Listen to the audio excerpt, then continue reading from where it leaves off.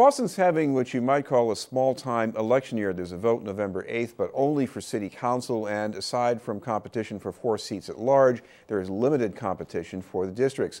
Ordinarily, these would be ingredients for a large helping of voter apathy, but our guest believes that would be a serious mistake.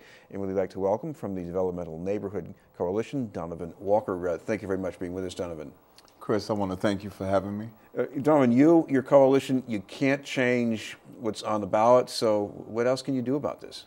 Well, I think we can change people's attitude and how they see this election coming up. We're looking at it as an opportunity for it to be the catalyst in the movement that we're trying to create over the next 14 months. Well, you say 14 months. Why is this year so important? Well, this year presents a particular interesting perspective in that we have, for the first time, numerous minorities running, and we have a situation where I think the sort of outpouring and voter reach that Ayanna Pressley had 2 years ago is not seen now. And we're looking at this as an opportunity to utilize the minority candidates in place and that are running as a catalyst for us to get our constituents out in the community to vote. Well, one difference is 2 years ago, there was a race for mayor. It was fairly competitive, so a lot of people came out because there was a race for mayor. And while they were there, they voted for city councilors. But this year, you don't have a mayor's race. No, there's no mayor's race, but I think the value and relevance is still there because we're in a position to select the individuals who can help us secure the services that we need for our community and help us put ourselves in a position that they can fight for the people. What about where this matters? Because some people are watching where they know what the president is, they know maybe what the senator in Washington is, but what's the big deal about city council? Well, you know, the city council, realistically, it has no teeth. But in the perspective of we, the citizens in the community in the city of Boston, it's our vehicle towards getting services. It's our vehicles towards understanding what's happening in city government, and it's our individual who we elect to speak for us.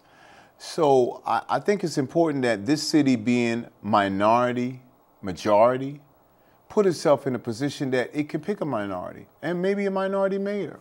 And of course, we should mention that as far as competition on the ballot, there are 3 people of color running for city council at large, and we're talking about some districts where there's competition. Roxbury's District 7, 2 finalists. Mattapan, a perennial challenger and an incumbent, and then again you've got in District 2, yes, combination.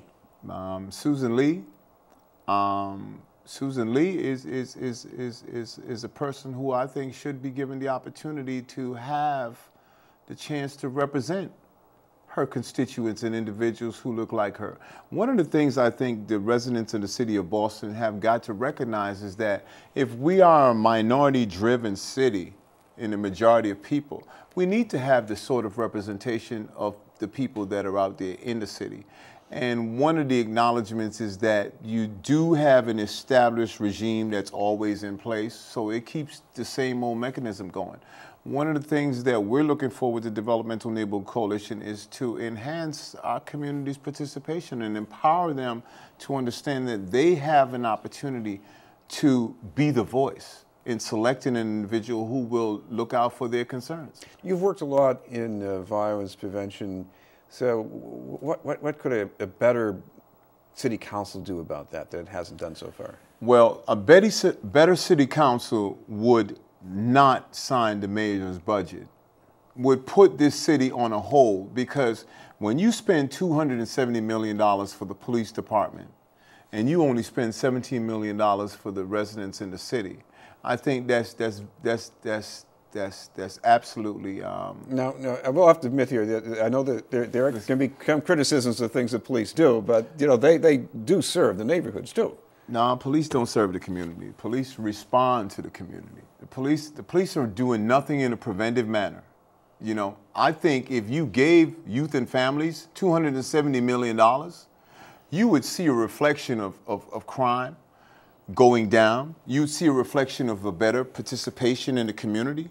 One of the things is that this city has been broken up, and the mayor did it. When the mayor took apart parks and recreations from youth and families and created this little... That goes back a couple of mayors at least. No, this all happened under Mayor Menino. Okay, I mean, listen to me. The man has been building the city.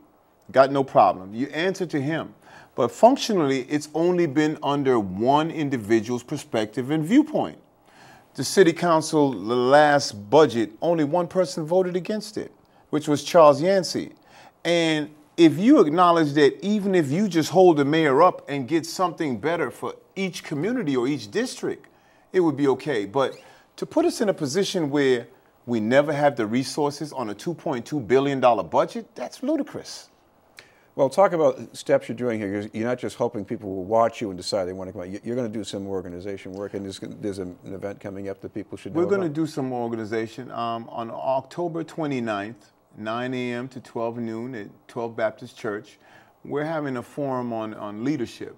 We're going to use black leadership, but we want everybody to come. If you feel that you're an individual that can assume a responsibility on your street, in your house, on your block, we would love for you to attend this event. And also on November 8th, we're looking for everybody to stay home and work the polls and understand that if you are going to take the first step in being responsible in your community, you need to do it that day. I guess it also means that, you know, when you get home from work and you're tired, your wife is tired, and you say, I don't know if we want to vote. Or maybe I'll just vote and you can stay home. Well, you know, my wife is disabled. I actually spent the whole day today taking her to the hospital and everything else. And I understand this one thing. On November 8th, I don't care if I got to drag her there. She's going to go vote. And it's irresponsible for us to look back and see that people in the 50s and 60s died for something that we just throw away every day. Now, one of the other things about voting is that even if you're not that happy with the people that are on the ballot, I guess your neighborhood gets treated differently if a lot of people vote, no matter what that means in terms of who's better than the other. The simple fact it is, if I'm the big guy and you're a city councilor, but every time you try and tell me something, you only got 30 or 40 constituents that can ring my bell, you know, versus when Back Bay or South End answers, they're sending 4,000 or 5,000 voters, and the mayor knows that that elected individual has constituents behind him that will call and infer for a better opportunity and a better citizenship. Yeah, it'll be taking. So one more time on the event coming up. The event coming up is on October 29th. It is at the 12 Baptist Church. It is 9 a.m. to 12 noon. And we're looking for an opportunity for us to stop being a finger and become a fist. And we're challenging everybody to leave the apathy at home and be responsible to your home. All right, thank you very much for being with us from the Developmental Neighborhood Coalition, Donovan Walker. Chris, thank you so much for having me, and God bless you. Yeah, thank you. And that's our news for tonight. You can also find news on our website at nnonline.org.